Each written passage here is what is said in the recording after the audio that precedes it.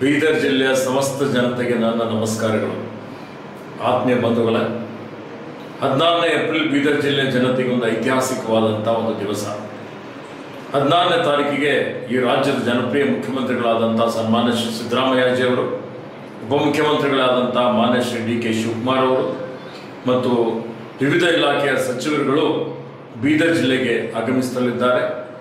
ಅಂದು ಜಿಲ್ಲೆಗೆ ಆಗಮಿಸಿದ ನಂತರ ಸುಮಾರು 1.5 ವರ್ಷಗಳಿಂದ ಸ್ಥಗಿತಗೊಂಡಿರುವಂಥ ನಾಗರಿಕ ವಿಮಾನಯಾನ ಸೇವೆ ಇದಕ್ಕೆ ಮಾನ್ಯ ಮುಖ್ಯಮಂತ್ರಿಗಳು ವಿದ್ಯುಕ್ತವಾಗಿ ಚಾಲನೆ ಕೊಡುವರಿದ್ದಾರೆ.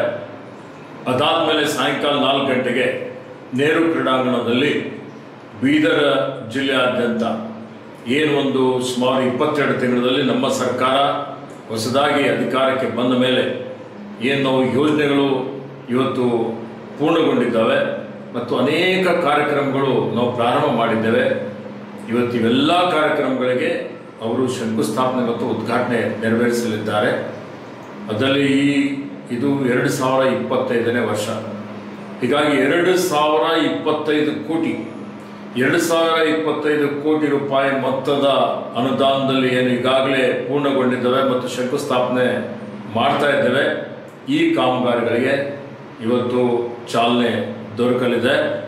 ಅದರಲ್ಲಿ ವಿಶೇಷವಾಗಿ ನೀರಾವರಿ ಯೋಜನೆ, ಕ್ರೀಡಾಂಗಣ, ಬೀದರ್ ಜಿಲ್ಲಾಡಳಿತದ ಸಂಕೀರ್ಣ, ತಾಲೂಕಾ ಆಡಳಿತ ಕಚೇರಿಗಳು, ಇವತ್ತು ನಮ್ಮ ಅರಣ್ಯ ಇಲಾಖೆ ವತಿಯಿಂದ ಇವತ್ತು ಎಕೋ ಟೂರಿಸಂ ಪ್ರಾಜೆಕ್ಟ್, ಹೀಗೆ ಆಸ್ಪತ್ರೆ, ಸುಮಾರು ಅಭಿವೃದ್ಧಿ ಪರ ಕೆಲಸ ಕಾರ್ಯಗಳು ಇದಕ್ಕೆ ಚಾಲನೆ ದೊರಕಲಿದೆ.